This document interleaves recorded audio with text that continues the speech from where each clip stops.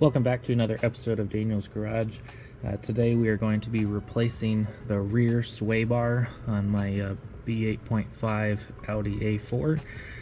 We got the factory rear sway bar in here, and I've got a factory RS4 sway bar that we're going to be fitting in here. First step is jack up your car. I've got my helper with me today. My first step is to jack up the car, make sure both rear wheels are off the ground and secure, and then we're going to remove these first sets of bolts on both sides. And then we're going to be removing the sway bar links on both sides, and then we're going to fish this thing out. Yeah. All right, let's get started. Yeah.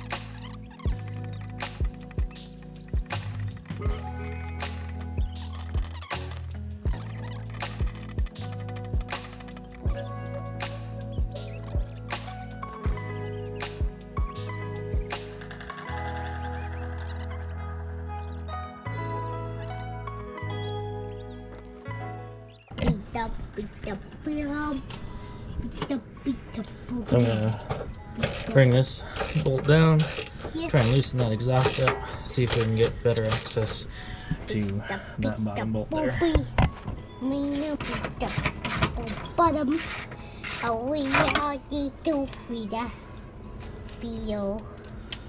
Oh yeah, look at that, Asher. Whoa! Oh yeah. Oh yeah! Alright, need this one. Why are we? Now we got a lot easier access to the bolt. Yes. Should be able to get it out fairly quickly now. Yeah, get out very quickly now.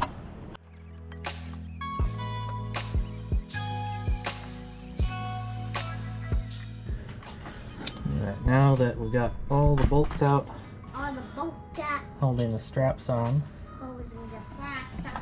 we're going to loosen the sway bar end link right there. That is a 16mm bolt.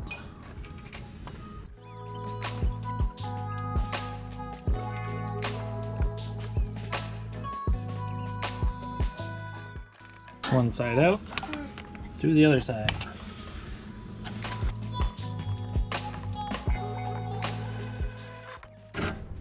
Bolt 2. And this should just snake out of here. There we go. Got the old OEM one out for the stock A4. Got the RS4 rear sway bar here. They look the same shape. That's a good sign. We're gonna take a measurement to see how thick each one is. You got the OEM one is 16 millimeters. RS4 22.5 millimeters. That's a pretty big difference.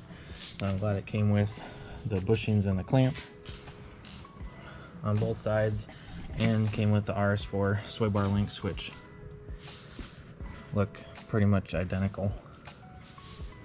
Alright, now just fish this back in and put it all back together.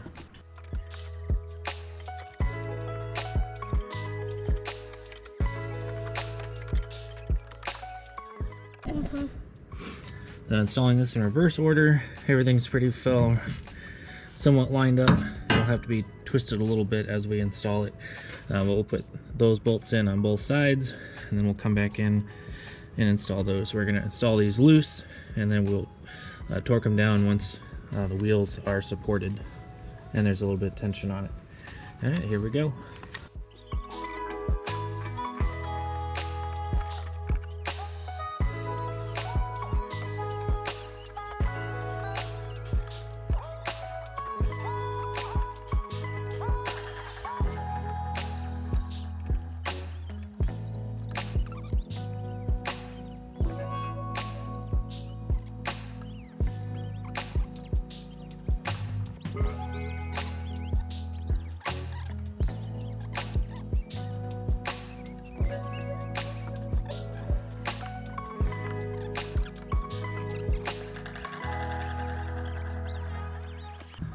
Alright, so I had to loosen the upper bolt to put on the lower bolt, and I got both sides on there.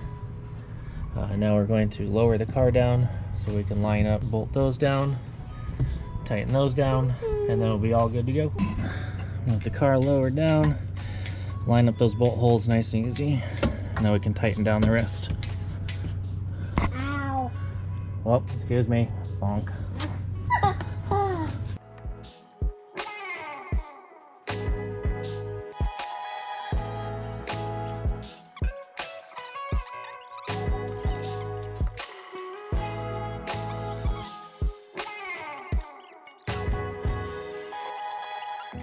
Alright.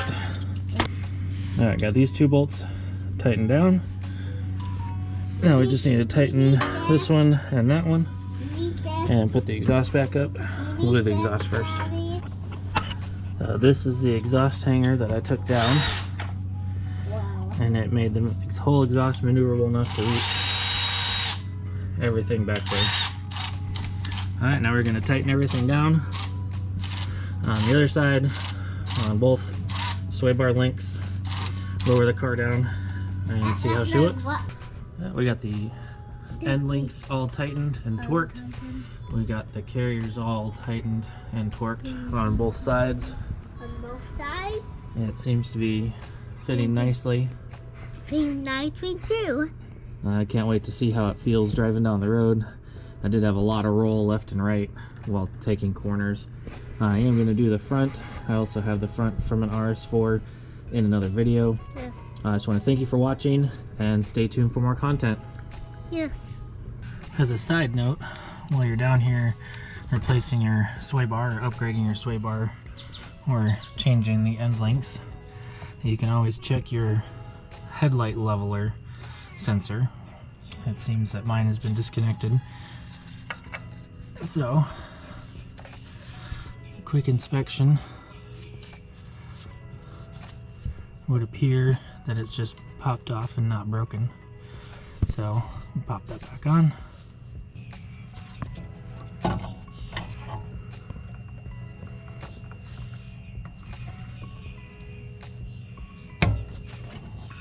There we go. Pop it back on. And it's tight.